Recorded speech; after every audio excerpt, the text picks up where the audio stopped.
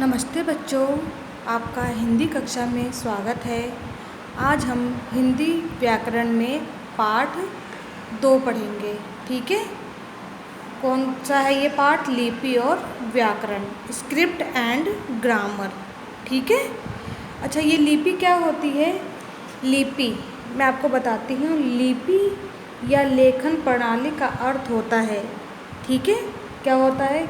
किसी की भाषा की लिखावट या लिखने का ढंग लिपि कहलाती है। ध्वनियों को लिखने के लिए जिन चिन्हों का प्रयोग किया जाता है वही लिपि कहलाती है। लिपि और भाषा 2 अलग अलग चीज़ें होती हैं। भाषा वो चीज़ होती है जो बोली जाती है, लिपि वह होती है जो लिखी जाती है। ठीक है, ये आपको समझ में आ गया होगा लिपि क्या होती है। और व्याकरण क्या होता है?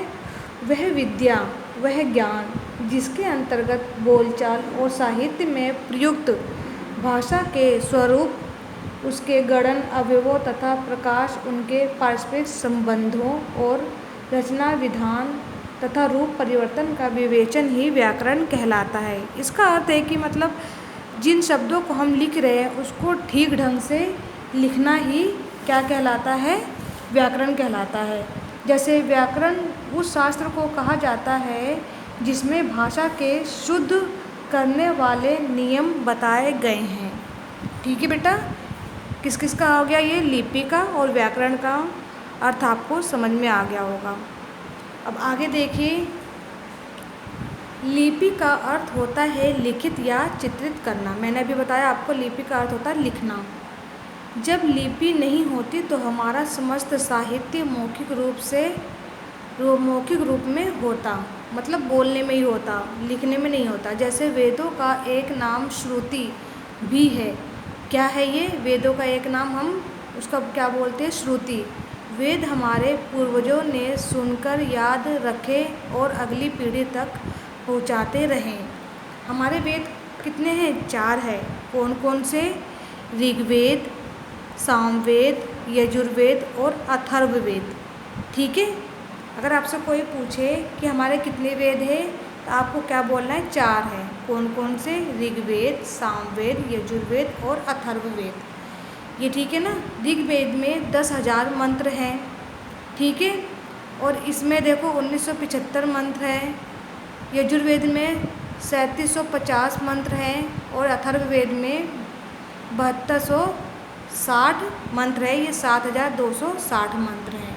ठीक है, ये इम्पॉर्टेंट है। ये चारों ये चीज़ें आगे तक आपको काम आएंगी। धीरे धीरे लिपि का आविष्कार हुआ। लिपि का अर्थ है लिखना, रंगना या चित्रित करना। लिखना मतलब उसको कलर करना और उसको चित्र सहित प्रयोग करना। ठीक है। हमारी मुद्रा पर कुछ लिखा रहता है वह लिपि कहलाती है। ठीक है ना। जैसे नोट देख रहे हो ना, यहाँ पे जो लिखी हुई है ये सारी ये स्क्रिप्ट जो है ये सब क्या है? ये लिपि हैं। जैसे 1 रुपये का सिक्के पे लिखा हुआ है ये सब, ऊपर रुपया, 10 रुपये का नोट पर लिखा हुआ है ये सब चीज़ें, भारतीय रिजर्व बैंक, ये सब चीज़ें, ये सब क्या कहलाती हैं? लिपि कहलाती हैं। ठीक है।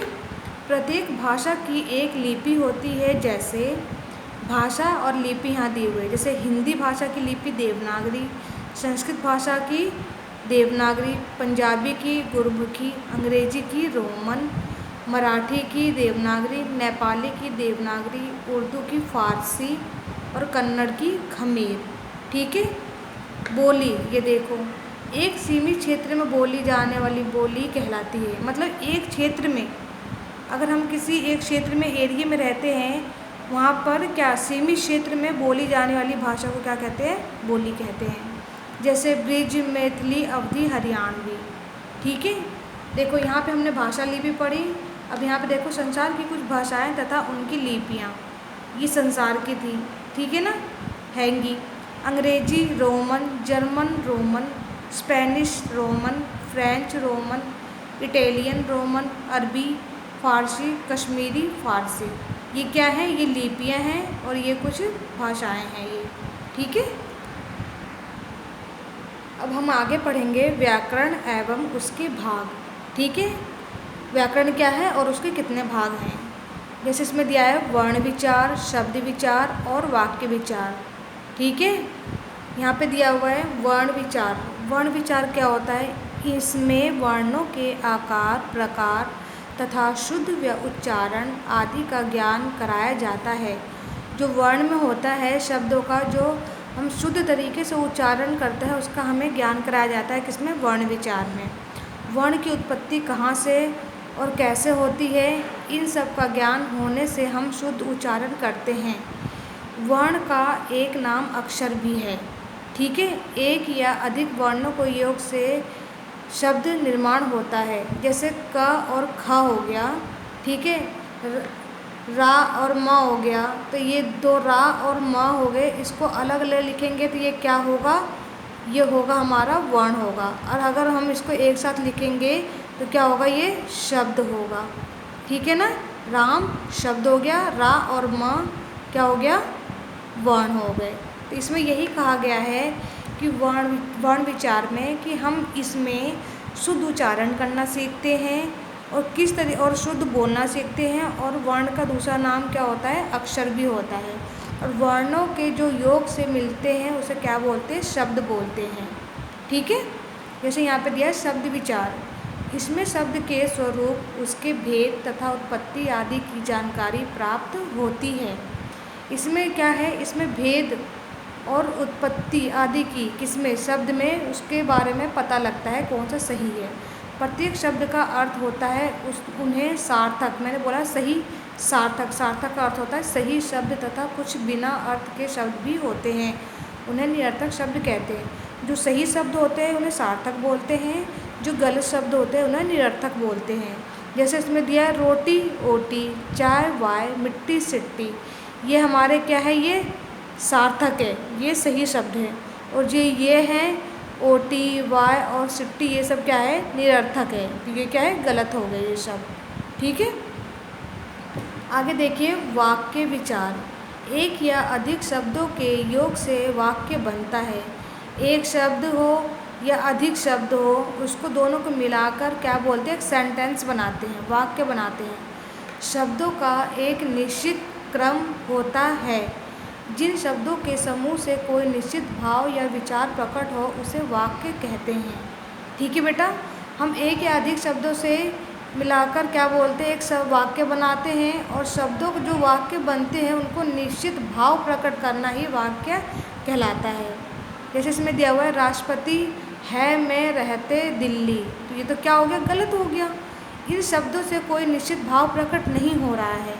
हमें ऐसा शब्द बनाना है, ऐसा वाक्य बनाना है कि उससे हमें भाव प्रकट हो, उसके सही शब्द का ज्ञान प्रकट हो। ठीक है, क्योंकि इनका क्रम ठीक नहीं है, अतः वाक्य नहीं कहा जा सकता इसको। ठीक है, ये शब्द जो बने हैं इसका क्रम सही नहीं लगा है, इसको हम वाक्य नहीं कह सकते। ठीक है, इन्हीं शब्दों को एक निश्चित क्रम में रखने से एक भाव प्रकट होता है। जैसे यहाँ पे दिया हुआ है राष्ट्रपति दिल्ली में रहते हैं, अतः इसे वाक्य कहते हैं। ठीक है, ये वाक्य बन गया आपका। वाक्य शुद्ध है या अशुद्ध, इसकी जानकारी व्याकरण से होती है। मैंने अभी आपको पढ़ा, शुरू में बताया कि जब हम वाक्य का शुद्ध का ज्ञान, जो वाक्य हम सेंटेंस बना रहे हैं उसका शुद्ध का ज्ञान कब होगा? अशुद्ध का। शुद्ध अशुद्ध का कब ज्ञान होगा? व्याकरण से होगा। जब हमें व्याकरण की जानकारी नहीं होगी तो हम वाक्य को बता नहीं सकते कि ये सही है या गलत है। ठीक है, जैसे इसमें दिया है अशुद्ध और शुद्ध। अशुद्ध, राम फल खाती है, ये तो गलत हो गया। राम फल खाता है, ये सही हो गया। दीक्षा खेलता है, ये गलत है। दीक्षा खेलती है, ये सही है। अवंतिका कहानी लिखता है, ये भी गलत है।